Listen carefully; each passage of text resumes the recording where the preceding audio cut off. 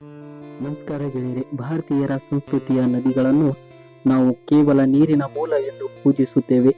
ಅದರಲ್ಲಿಯೂ ನರ್ಮದಾ ನದಿ ಈ ಪುಣ್ಯ ಭೂಮಿಯ ಜೀವನಾಡಿನ ಜೀವನದಿ ಎಂದರೆ ಕಾಲಚಕ್ರ ಬದಲಾದಂತೆ ಕೆಲವು ಬಾರಿ ಕ್ರೂರವಾಗಿ ವರ್ತಿಸುತ್ತದೆ.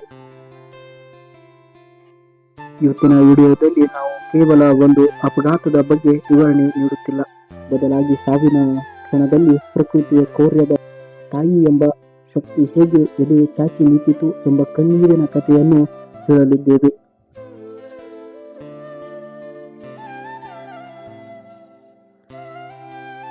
ಅದು ಒಂದು ಸಾಮಾನ್ಯ ದಿನದಂತೆ ಆರಂಭವಾಗಿತ್ತು. ಮಧ್ಯಪ್ರದೇಶದ ಆ ಸುಂದರ ದೋಣಿ ವ್ಯವಹಾರಕ್ಕೆ ಸಜ್ಜಾಗಿದ್ದರೂ ಆ ದೋಣಿಯಲ್ಲಿ ಸುಮಾರು 10ರಿಂದ 12 ಜನರಿದ್ದರು. ಅದರಲ್ಲಿ ಆ ತಾಯಿ ಮತ್ತು ಆಕೆಯ 3 ವರ್ಷದ ಪುಟ್ಟ ಕಂದಮ್ಮ ಕೂಡ ಇದ್ದರು. ನದಿಯ ಮಧ್ಯ ಭಾಗಕ್ಕೆ ತಲುಪಿದಾಗ ಇದ್ದಕ್ಕಿದ್ದಂತೆ ಗಾಳಿ ವೇಗವಾಗಿ ಹೆಚ್ಚಾಯಿತು.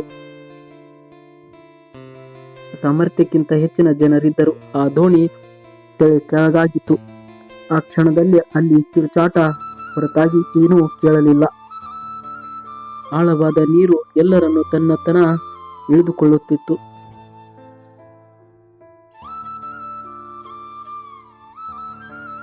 ಸುತ್ತಲೂ ಕತ್ತಲೆ, ಉಸಿರುಗಟ್ಟಿಸುವ ನೀರು, ಈಜಲು ಬಾರದ ಅಸಹಾಯಕತೆ. ಆ ತಾಯಿ ತಾನು ಸಾಯುತ್ತಿದ್ದೇನೆ ಎಂದು ತಿಳಿದರೂ ಆಕೆಯ ಮನಸ್ಸಿನಲ್ಲಿ ಇದ್ದುದು ಕೇವಲ ತನ್ನ ಮಗುವಿನ ಮುಖ ಮಾತ್ರ. ನೀರಿನ ಸೆಳೆತಕ್ಕೆ ಮಗು ದೂರವಾಗಬಾರದು ಎಂಬ ಆಕೆಯ ತನ್ನ ಪೂರ್ಣ ಶಕ್ತಿಯನ್ನು ಬಳಸಿ ಮಗುವನ್ನು ಎದೆಗೆ ಹತ್ತಿ ಇಟ್ಟಿಕೊಂಡಿದ್ದಳು.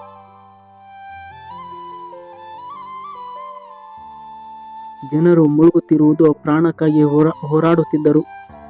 ಆದರೆ ಆ ತಾಯಿ ಮಗುವನ್ನು ಎದೆಗೆ ಅಪ್ಪಿಕೊಂಡಿದ್ದು ಈ ರೀತಿ ನೋಡಿದರೆ ಸಾವಿಗೂ ಒಂದು ಕ್ಷಣ ನಡುಕು ಹುಟ್ಟಿರಬೇಕು. ತನ್ನ ಉಸಿರು ನಿಂತರೂ ಮಗುವಿನ ಮೈಗೆ ನದಿಯ ಕಲ್ಲುಗಳನ್ನು ತಾಗಬಾರದು ಎಂಬ ಕಾಳಜಿ ಆಕೆಯದಾಗಿತ್ತು. ಮರುದಿನ ಬೆಳಿಗ್ಗೆ ನದಿ ಶಾಂತವಾಗಿತ್ತು. ಆದರೆ ಆ ಶಾಂತಿ ಹಿಂದೆ ಒಂದು ದೊಡ್ಡ ಶೋಕವಿತ್ತು.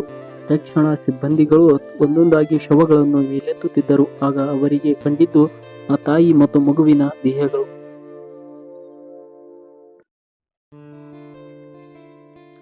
ಸಾಮಾನ್ಯವಾಗಿ ನೀರಿನಲ್ಲಿ ಮುಳುಗಿದಾಗ ದೇಹಗಳು ದೂರವಾಗುತ್ತವೆ, ಆದರೆ ಇಲ್ಲಿ ಸಾವು ಕೂಡ ಸೋತಿತ್ತು.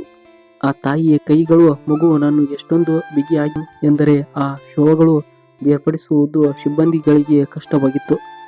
ಅಲ್ಲಿನ ನೆರೆದಿದ್ದ 100 ಜನ ಕಣ್ಣೀರು ಹಾಕಿದರು.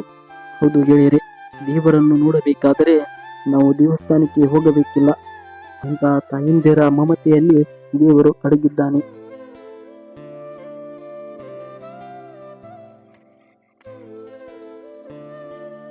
ಗೆಳೆಯರೆ, ಇವತ್ತು ನಾವು ಈ ಸ್ಟೋರಿ ಮಾಡೋದಕ್ಕೆ ಕಾರಣ ಇಷ್ಟೇ. ಸೋಷಿಯಲ್ ಮೀಡಿಯಾದಲ್ಲಿ ಸಾವಿರಾರು ವಿಷಯಗಳ ವೈರಲ್ ಆಗುತ್ತವೆ, ಆದರೆ ಇಂಥ ಹೃದಯ ಸ್ಫೂರ್ತಿ ಘಟನೆಗಳು ನಮಗೆ ಮನುಷ್ಯತ್ವದ ಬಗ್ಗೆ ಪಾಠ ಕಲಿಸುತ್ತವೆ. ನಿಮ್ಮ ಮನೆಯಲ್ಲಿ ಒಬ್ಬಳು ತಾಯಿ ಇದ್ದಾಳೆ. ಆಕೆ ನಿಮಗಾಗಿ ಇಡೀ ಜೀವನವನ್ನೇ ಸೇವಿಸುತ್ತಿದ್ದಾಳೆ.